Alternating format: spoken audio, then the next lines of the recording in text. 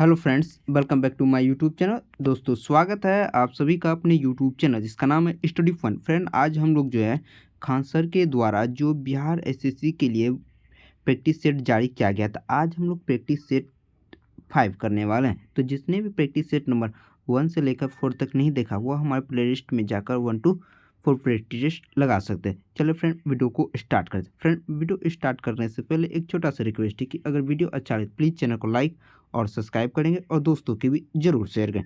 चलो friend, video को start करते हैं। फ्रेंड, एक और बात बता दो, हम इस चैनल पे जो है रुक्मणी प्रकाशन का हो और यूडिटिया प्रकाशन का और प्लेटफॉर्म प्रकाशन, सभी प्रकाशन का बिहार एसएससी के लिए प्रैक्टिस सेट करवा रहे हैं। तो आप लोग वहां जाकर आप लोग देख सकते हैं। चलिए फ्रेंड, वीडियो को स्टार्ट करते हैं बिना देरी का। आज का जो फर्स्ट सवाल है कि क्वेश्चन नंबर 1 देखेंगे कि मोहनजोदड़ो का शाब्दिक अर्थ क्या होता है। हड़प्पा होता है, मेसोपोटामिया होता है, मृतकों का टीला या तो मिस्र होता है। तो मोहनजोदड़ो का शाब्दिक अर्थ होता है आपका मृतकों का टीला। ऑप्शन नंबर आपका यहाँ सी करेक्ट हो जाए। क्वेश्चन नंबर 2 देखेंगे, श्वेतांबर और दिगंबर किस धर्म से संबंधित हैं। बुद्ध धर्म, हिंदू धर्म, सिख धर्म या जैन मत। तो श्वेतांबर और दिगंबर जो था फ्रेंड आपका यह किससे संबंधित था, यह जैन धर्म से संबंधित। ऑप्शन नंबर आपका यहाँ डी करेक्ट हो जाता। नेक्स्ट सवाल देख लीजिए। नेक्स्ट सवाल हमारा है कि क्वेश्चन नंबर 3 देखेंगे कि बारदोली सत्याग्रह के प्रमुख नेता कौन थे। लाला लाजपत राय, बाल गंगाधर तिलक, सरदार वल्लभ भाई पटेल, जवाहरलाल नेहरू। तो बारदोली सत्याग्रह के प्रमुख नेता आपका सरदार वल्लभ भाई पटेल थे। ऑप्शन नंबर आपका सी करेक्ट हो जाएगा। क्वेश्चन नंबर 4 देखेंगे, खान अब्दुल गफार खां को और किस नाम से जाना जाता है। पंजाब केसरी, लाहौर केसरी, सीमांत गांधी या बंगाल केसरी। तो खान अब्दुल गफार खान को यह सीमांत गांधी के नाम से जाना जाता है। ऑप्शन नंबर आपका यहाँ सी करेक्ट हो जाएगा। नेक्स्ट सवाल की ओर बढ़िए। नेक्स्ट सवाल हमारा है कि क्वेश्चन नंबर 5 देखेंगे आप लोग। क्वेश्चन नंबर 5, निम्नलिखित में से किस गवर्नर जनरल को भारतीय प्रेस का मुक्तिदाता कहा जाता है। तो किस गवर्नर जनरल को भारत का प्रेस का मुक्तिदाता कहा जाता है। Lord William Bentinck, sir Charles Metcalfe या लॉर्ड ऑकलैंड को या लॉर्ड एलनबरो को। तो भारत में प्रेस का मुक्तिदाता या चार्ल्स लॉर्ड मेटकॉफ को कहा जाता है। ऑप्शन नंबर आपका बी करेक्ट हो जाएगा। नेक्स्ट सवाल देख लीजिए। Question number 6, British house of common में सर्वप्रथम किस भारतीय ने आर्थिक निष्कासन का सिद्धांत की प्रस्तावना दिया था। यह दिया गया था फ्रेंड आपको किसके द्वारा, दादा भाई नेहरू के द्वारा यह वक्तव्य दिया गया था। ऑप्शन नंबर आपका यहाँ ए करेक्ट होने वाला है। नेक्स्ट सवाल देख लीजिए। नेक्स्ट सवाल हमारा है कि क्वेश्चन नंबर 7, प्रसिद्ध गाना सारे जहां से अच्छा किसके द्वारा रचित किया गया है। रविन्द्रनाथ टैगोर, मोहम्मद इकबाल, बंकिम चंद्र चटर्जी या मन्ना डे द्वारा। तो सारे जहां से अच्छा मोहम्मद इकबाल के द्वारा लिखी गई है। ऑप्शन नंबर आपका 7 का बी करेक्ट हो जाएगा। नेक्स्ट सवाल देख लीजिए। चीन ने भारत के लिए एलपीजी सुविधा के समान अपने संरचनात्मक सुधार कब से शुरू किए थे। यह कब से शुरू किए थे फ्रेंड, यह 1991 ईस्वी में शुरू किए थे। ऑप्शन नंबर आपका यहाँ सी करेक्ट हो जाएगा। नेक्स्ट सवाल की ओर बढ़िए। नेक्स्ट सवाल हमारा है कि 1854 से 56 में क्रिमियन युद्ध किन के बीच लड़ा गया था। तो क्रिमियन युद्ध जो लड़ा गया था आपका फ्रेंड रूस और तुर्की के बीच लड़ा गया था। ऑप्शन नंबर आपका यहाँ ए करेक्ट होने वाला है। नेक्स्ट सवाल देख लीजिए। नेक्स्ट सवाल हमारा है कि क्वेश्चन नंबर 10 देखेंगे कि भारतीय संविधान सभा की संघ की शक्ति के अध्यक्ष को कौन थे। तो संघ शक्ति के अध्यक्ष आपका जवाहरलाल नेहरू था। ऑप्शन नंबर आपका बी करेक्ट हो जाएगा। नेक्स्ट सवाल देख लीजिए। क्वेश्चन नंबर 11, भारत संविधान की प्रस्तावना समाजवादी शब्द जोड़ा गया था। तो समाजवादी शब्द की संविधान संशोधन के द्वारा जोड़ा गया था। यह आपका 42वें संविधान संशोधन के तहत जोड़ा गया था। ऑप्शन नंबर आपका बी करेक्ट हो जाएगा। नेक्स्ट सवाल देख लीजिए। क्वेश्चन नंबर 12 देखेंगे कि संस्थात्मक शासन प्रणाली का प्रावधान भारत के संविधान में किस देश से लिया गया था। तो संस्थात्मक शासन प्रणाली किस देश के संविधान से लिया गया था फ्रेंड, ये आपका ब्रिटेन से लिया गया था। ऑप्शन नंबर आपका यहाँ सी करेक्ट हो जाएगा। क्वेश्चन नंबर 13 देखिए, 1946 ईस्वी में भारतीय संविधान सभा के अंतरिम सभापति कौन थे। तो अंतरिम सभापति अगर पूछे तो आप लोग का correct answer option number A हो जाएगा। सच्चिदानंद सिन्हा अंतरिम सभापति थे। ऑप्शन नंबर आपका ए करेक्ट हो जाएगा। नेक्स्ट सवाल देख लीजिए। नेक्स्ट सवाल हमारा है कि क्वेश्चन नंबर 14, मौलिक अधिकारों के प्रवर्तन के लिए याचिका रीट जारी की जा सकती है। किसी लिए रीट जारी की जा सकती है, देख लेते हैं ऑप्शन क्या दिया हुआ है। देखिए, यह जो जारी किया जाए सर्वोच्च न्यायालय और उच्च न्यायालय द्वारा जारी किया जाता है। तो ऑप्शन नंबर आपका यहाँ बिल्कुल करेक्ट आंसर डी होने वाला है। नेक्स्ट सवाल देख लीजिए। नेक्स्ट सवाल हमारा है कि निम्न में कौन सा कथन सही है? तो कौन सा कथन डॉक्टर जाकिर भारत के पहले मुस्लिम राष्ट्रपति थे? देखिए, डॉक्टर जाकिर हुसैन भारत के पहले मुस्लिम राष्ट्रपति, एकदम बात बिल्कुल सही है। मोहम्मद हिमायतुल्लाह भारत के पहले मुस्लिम राष्ट्रपति, एकदम गलत बात है। फखरुद्दीन अली अहमद भारत के पहले मुस्लिम राष्ट्रपति, एकदम गलत बात है। एपीजे अब्दुल कलाम भारत के पहले मुस्लिम, यह भी गलत है। तो ऑप्शन नंबर आपका ए करेक्ट हो जाएगा। नेक्स्ट सवाल की ओर बढ़िए। नेक्स्ट सवाल हमारा है कि बहुत प्यारा सा सवाल है कि राज्यसभा के सदस्यों का कार्यकाल कितने वर्ष का होता है? तो राज्यसभा के सदस्यों का कार्यकाल फ्रेंड आपका 6 वर्ष का होता है। ऑप्शन नंबर आपका यहाँ सी करेक्ट हो जाएगा। क्वेश्चन नंबर 77, बलवंत राय मेहता समिति ने किस प्रकार के पंचायत राज की संरचना की सिफारिश की थी? तो किस संविधान के तहत क्या था? यह जो किया गया था फ्रेंड आपका 42वें संविधान संशोधन के तहत यह शब्द लिया गया था। नेक्स्ट सवाल की ओर बढ़िए। नेक्स्ट सवाल हमारा है कि क्वेश्चन नंबर 18 देखेंगे, निम्नलिखित में से कथन राज्य के नीति निर्देशक सिद्धांत के बारे में सही नहीं है? तो कौन सा कथन राज्य के नीति निर्देशक सिद्धांत के बारे में सही नहीं है? यदि कोई राज्य के नीति निर्देशक सिद्धांत को लागू नहीं करता उसके विरुद्ध न्यायालय में मामला दायर किया जा सकता, एकदम गलत बात है, यह नहीं किया जा सकता। गांधी जी द्वारा राज्य के नीति सिद्धांत का तत्व है, ये बात सही है। नीति निर्देशक तत्व आयरलैंड के संविधान से लेगी, यह भी सही है। यह सिद्धांत राज्य के लिए वादी नहीं है। तो ऑप्शन नंबर बी सी एकदम करेक्ट, बाकी ऑप्शन नंबर ए जो है फ्रेंड आपका गलत है। ऑप्शन नंबर आपका ए करेक्ट हो जाएगा। नेक्स्ट सवाल की बढ़िए। क्वेश्चन नंबर 19 देखिए, निम्नलिखित में कौन सी भाषा सरकार के द्वारा शास्त्रीय भाषा घोषित की गई? तो किस भाषा को? गुजराती, तेलुगु, कोंकणी या कन्नड़? तो कन्नड़ भाषा को शास्त्रीय भाषा घोषित किया गया। ऑप्शन नंबर आपका यहाँ एक करेक्ट हो जाएगा। चंद्रमा की घूर्णन अवधि कितनी होती? तो चंद्रमा पृथ्वी का एक चक्कर 28 दिन में लगा लेती है। ऑप्शन नंबर आपका यहाँ बी करेक्ट होने वाला है। नेक्स्ट सवाल देख लीजिए। नेक्स्ट सवाल है कि पेशावर और काबुल किसके मध्य एक दूसरे से जुड़े हुए थे?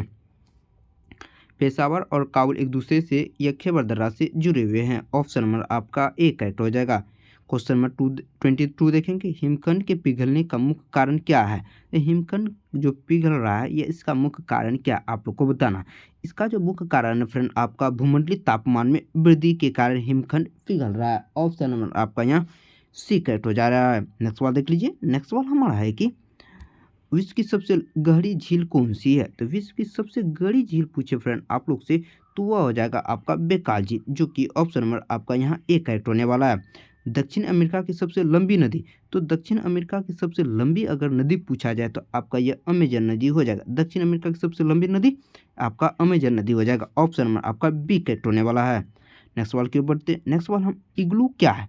इग्लू क्या, आप लोग से सवाल पूछा गया तो इग्लू क्या? इग्लू गुंबद के आकार का एक घर या झोपड़ी जो कठोर बर्फ की सिल्ली से बनाया जाता है, जिसे एस्को भी कहा जाता रहते हैं। इसे ऑप्शन नंबर आपका यहाँ सी करेक्ट हो जाएगा। नेक्स्ट सवाल की ओर बढ़िए। नेक्स्ट सवाल हमारा है कि फ्रेंड अगर वीडियो अच्छा लगे प्लीज़ चैनल को लाइक और सब्सक्राइब और दबा के बेल आइकन दबाएंगे ताकि आपको हमारे वीडियो की नोटिफिकेशन इजीली पहुंच पाए।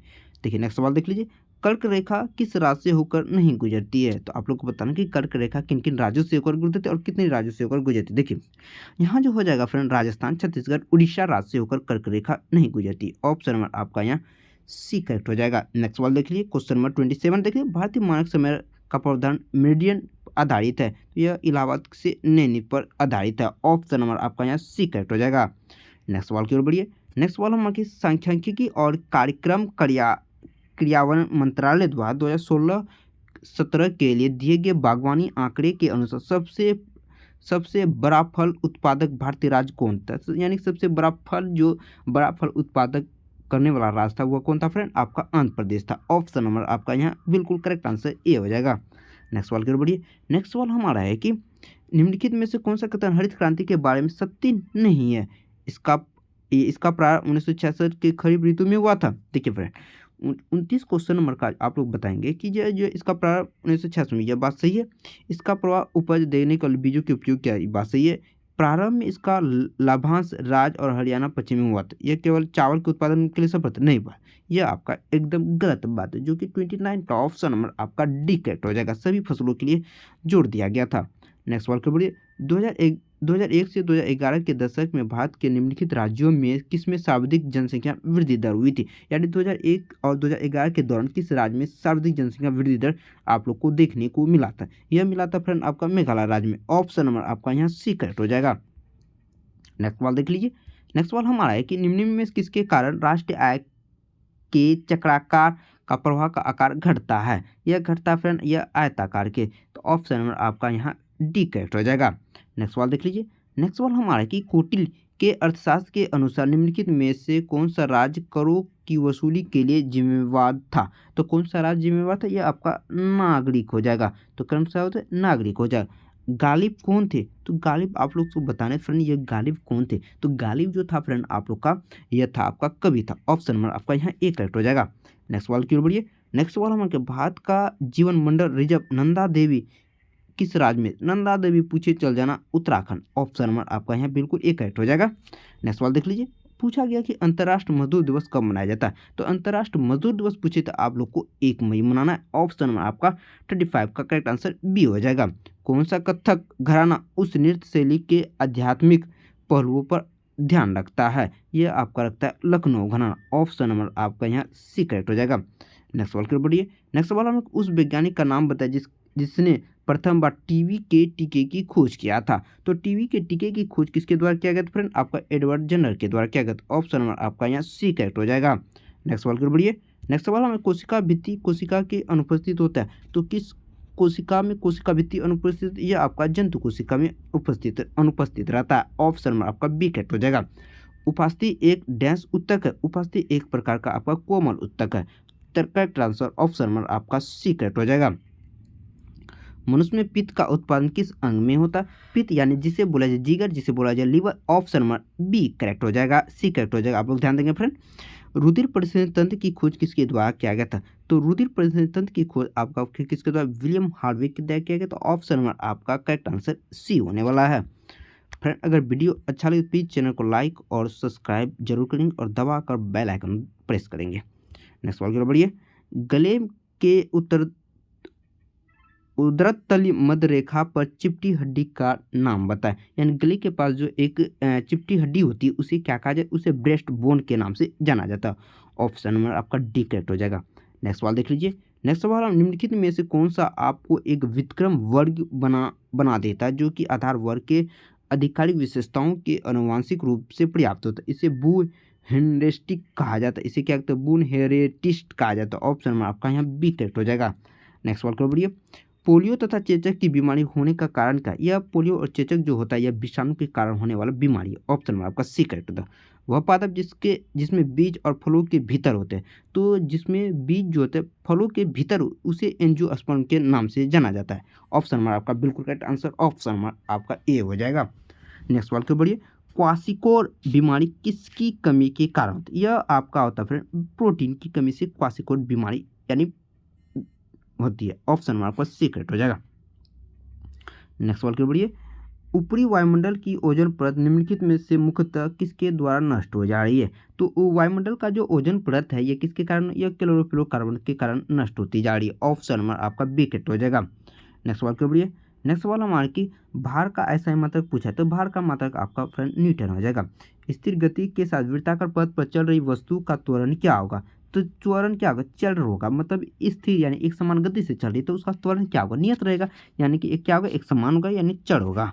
नेक्स्ट सवाल कर बढ़िए। नेक्स्ट सवाल हमारा है कि देखिए फ्रेंड कोई स्थिर बल किसी वस्तु को 10 सेकंड के लिए काम कर रहा है जो कि वेग 18 से 36 मीटर प्रति, इसका बल क्या होगा। तो आप लोग यहाँ से एफ और एफ निकाल लीजिएगा तो फ्रेंड आप लोग का क्या होगा 18 को अगर आप लोग मीटर प्रति सेकंड में बदलिएगा तो 5/18 से आप लोग कर दीजिए और 100 से डिवाइड कर दिया 8 कैंसिल करके आपका 0.5 न्यूटन आ जाएगा। ऑप्शन आपका बिल्कुल करेक्ट आंसर डी होने वाला है। नेक्स्ट सवाल की ओर बढ़िए। नेक्स्ट सवाल हमारा पूछा कि पराबैंगनी प्रकाश का तरंगदैर्घ्य लगभग कितना होता है। तो पराबैंगनी प्रकाश का तरंगदैर्घ्य जो होता है फ्रेंड आपका जो होता है देखिए मैं एन में दिया मैं 450 पर पावर -3 350 Nm होता है। ऑप्शन नंबर का बी करेक्ट आंसर है। नेक्स्ट सवाल की तापमान बढ़ने पर ध्वनि का प्रभाव क्या होता है। तो तापमान बढ़ेगा तो ध्वनि का वेग क्या होगा, बढ़ेगा। ऑप्शन नंबर आपका बी करेक्ट हो जाएगा। नेक्स्ट सवाल देख लीजिए। उष्मा का ऐसा ही मात्रक आप लोग से पूछा गया। तो फ्रेंड उष्मा का ऐसा मतलब क्या होता है फ्रेंड आपका जूल होता है। ऑप्शन नंबर 53 का correct answer option number C होने वाला है। नेक्स्ट सवाल की बढ़िए। नेक्स्ट सवाल हमारे आसमान का रंग नीला कारण क्या, यह प्रकाश के परिकरण के कारण आकाश का रंग नीला दिखाई देता है। विद्युत रासायनिक क्रिया पर एनोड होती है तो एनोड पर क्या होती है, एनोड पर ऑक्सीकरण होती है। एनोड पर क्या होते हैं, एनोड पर ऑक्सीकरण होते हैं, यह बात आप लोग ध्यान में रखेंगे। तापमान और दाब कि समान परिस्थितियों में सभी गैसों के समान आयतन के अणुओं की समान संख्या होती है। एवोगाद्रो का नियम बताता है, आप लोग इसको ध्यान में रखेंगे। एवोगाद्रो का नियम कहता है कि समान ताप पर समान तापमान सभी गैसों के आयतन का अणुओं की ऊर्जा एक समान रहती है, एवोगाद्रो का नियम कहता है। नेक्स्ट सवाल देख लीजिए फ्रेंड। नेक्स्ट सवाल हमारा है कि बहुत प्यारा सा सवाल है कि खान सर के द्वारा यह बुक पब्लिश किया गया, तो बहुत ही अच्छे अच्छे क्वेश्चन इसमें डाले गए हैं, तो आप लोग ध्यान से पढ़ेंगे। नेक्स्ट सवाल देख लीजिए। नेक्स्ट सवाल हम निम्नलिखित में से कौन सा तत्व एक अधातु है जो कि कमरे के ताप पर द्रव अवस्था में रहता है। अगर अधातु पूछे तो फ्रेंड ब्रोमीन, और धातु पूछे तो पड़ा, आप लोग ध्यान में रखेंगे। एक तत्व की परमाणु द्रव्यमान संख्या 32 और परमाणु क्रमांक संख्या 16 है, तो परमाणु न्यूट्रॉन की संख्या क्या हो, तो परमाणु न्यूट्रॉन की संख्या आपका फ्रेंड 16 हो जाएगा। 58 का जो करेक्ट आंसर होने वाला फ्रेंड आपका बी करेक्ट हो जाएगा। नेक्स्ट सवाल देख लीजिए। निम्न में कौन सी अक्रिय गैस नहीं है, तो आप लोग से पूछा गया कौन अक्रिय गैस नहीं है, तो फ्रेंड आर्गन, हीलियम और नियॉन ये अक्रिय गैस है, जबकि हाइड्रोजन आपका अक्रिय गैस की श्रेणी में नहीं आता। ऑप्शन नंबर सी हो जाएगा। बिना बुझा हुआ चूना का रासायनिक नाम क्या होता है, तो इसे कैल्शियम ऑक्साइड के नाम से, जिसे CaO के नाम से भी जाना जाता है, इसको आप लोग ध्यान में रखेंगे। यानी कि Xe2O2F की आकृति क्या होती है, यह त्रिकोणीय द्विपिरामिडिक होती है। ऑप्शन में आपका यहाँ एक करेक्ट हो जाएगा। एक पेड़ में गुरुत्वाकर्षण के विरुद्ध जल की गति का प्रक्रम क्या होता है, ये इसे वाष्पोत्सर्जन के नाम से जाना जाता है। ऑप्शन में आपका बी करेक्ट हो जाएगा। नेक्स्ट सवाल की ओर बढ़िए। रासायनिक परिवर्तन के लिए औसत कथन को छांटिए, यह उत्क्रमणीय परिवर्तन एकदम गलत बात है। ऑप्शन में आपका यहाँ डी करेक्ट है। कार्बोरेंडम क्या होता है, कार्बोरेंडम 64 का आप लोग देखेंगे। कार्बोरेंडम क्या होता है फ्रेंड, आपका सिलिकॉन कार्बाइड होता है। ऑप्शन में आपका यहाँ सी करेक्ट होने वाला। अत्यधिक किण्वन से आप क्या समझते हैं, तो अत्यधिक किण्वन से क्या आप लोग समझते हैं फ्रेंड, यह क्या होता है, अपशिष्ट जल से ईंधन के रूप में हाइड्रोजन उत्पन्न करने की पद्धति को कहा जाता है। तो ऑप्शन में आपका यहाँ सी करेक्ट हो जाएगा। नीली क्रांति किससे संबंधित है फ्रेंड, तो नीली क्रांति पूछे, अगर पीली क्रांति पूछे तो पीली क्रांति और नीली क्रांति में दोनों में डिफरेंट बातें हैं। तो 64 का जो करेक्ट आंसर होने वाला फ्रेंड आपका क्या हो जाएगा, मछली उत्पादन से संबंधित। और पीली क्रांति पूछे तो आपको तिलहन उत्पादन से चल जाए, पीला तिलहन और नीला मछली, ध्यान में रखें। नेक्स्ट सवाल देख लीजिए। बुद्ध को ज्ञानोदय की प्राप्ति कहाँ हुई थी, यानी बुद्ध को जो महात्मा बुद्ध को जो ज्ञान की प्राप्ति कहाँ हुआ था फ्रेंड, यह जो हुआ था फ्रेंड आपका बोध गया में हुआ था। ऑप्शन में आपका एक करेक्ट हो जाएगा। बिहार के निम्नलिखित में से किस स्थान पर पहली बार चाय बागान स्थापना की थी, किसके द्वारा बिहार में पहली बार चाय बागान की स्थापना किया गया था, यह ठाकुरगंज में किया गया था। ऑप्शन नंबर आपका यहाँ एक करेक्ट हो जाएगा। नेक्स्ट सवाल को बढ़िए। नेक्स्ट सवाल हमारा है कि निम्नलिखित में से कौन मध्य प्रवेश करने वाला पहला शहर था, तो कौन सा मध्य प्रदेश का पहला शहर शोर शहर बन गया, आपका सांची बन गया। तो आप लोग ध्यान में रखेंगे, ये आपका कर्ण से सवाल पूछा गया था। नेक्स्ट सवाल के पिसोडोनोमिक्स कलिंगा नामक ईल की एक नई प्रजाति किस राज्य में खोजी गई है, यह खोजी गई है फ्रेंड आपका उड़ीसा राज्य में। ऑप्शन में आपका डी करेक्ट हो जाएगा। यह फ्रेंड आपका करंट से सवाल था। प्रथम पंचसूर्य किस मॉडल पर आधारित है, यह फ्रेंड आपका हेराल्ड डोमन पर आधारित है। जलियांवाला बाग हत्याकांड देश के विरोध में प्रत्यक्ष परिणाम था, तो जलियांवाला बाग का जो हत्याकांड हुआ था यह किसके विरोध में चला गया था फ्रेंड, ये देखिए इसे कहा जाता है लॉर्ड मॉन्टेगू चेम्सफोर्ड सुधार के या रोलेट अधिनियम के नाम से जाना जाता है। 72 का जो करेक्ट आंसर हो जाएगा ऑप्शन में आपका बी करेक्ट हो जाएगा। भारत संविधान के गणतांत्रिक होने का कारण क्या है, इसमें निर्वाचित संसद का प्रावधान शामिल, इसलिए इसे गणतांत्रिक होने का प्रावधान है। ऑप्शन में आपका यहाँ करेक्ट आंसर ऑप्शन में डी होने का है। नेक्स्ट सवाल देखिए। नेक्स्ट सवाल हमारा है कि क्वेश्चन नंबर 74 देखेंगे कि निम्नलिखित में से सही युग्मक और मुख्यालय का चयन करें, तो आप लोग से सही मिलान का आप लोग को चयन करनी है। यूनेस्को का मुख्यालय कहाँ पड़ता है फ्रेंड, आपको देखिए IMF का मुख्यालय कहाँ पड़ता है, यह भी देखिए UNDP का मुख्यालय कहाँ पड़ता है और ILO का मुख्यालय कहाँ पड़ता है। 74 का जो करेक्ट आंसर हो जाएगा फ्रेंड आप देखिए UNDU, ये आपका वियना जो कि ऑस्ट्रेलिया में पड़ता है, इसका मुख्यालय करेक्ट आंसर है। ऑप्शन में आपका सी करेक्ट हो जाएगा। नेक्स्ट सवाल देख लीजिए। नेक्स्ट सवाल हमारे ताप्ती नदी के किनारे आयोजित सूरत अधिवेशन में भारतीय राष्ट्र कांग्रेस का 2 दलों में विभाजन किस वर्ष हुआ था, यह जो हुआ था फ्रेंड 1907 में 2 और समझौता हुआ था ये लखनऊ में हुआ था, एक सो भी आप लोग ध्यान में रखेंगे। नेक्स्ट सवाल देख लीजिए। श्री हरिकोटा PSLV 17 द्वारा डैश उपग्रह को GST 12 के द्वारा प्रक्षेपित किया गया था? यह संचार उपग्रह को प्रक्षेपित किया गया था। ऑप्शन में आपका सी करेक्ट हो जाएगा। इनमें से कौन सा हड़प्पा स्थल गुजरात में पाया जाता है? तो कौन सा स्थल गुजरात में पाया जाता है फ्रेंड? आपका बाल्थर, खड़िया, धोलीवीरा, मांडा। तो यह कहाँ पड़ता है फ्रेंड? 77 का जो करेक्ट आंसर हो जाएगा फ्रेंड आपका धोलीवीरा। धोलीवीरा आपका गुजरात राज्य में स्थित है। ऑप्शन में आपका सी करेक्ट हो जाएगा। नेक्स्ट सवाल देख लीजिए। डैश को 2002 के सभी गांवों को पेयजल आपूर्ति सुनिश्चित करने के लिए शुरू किया गया था।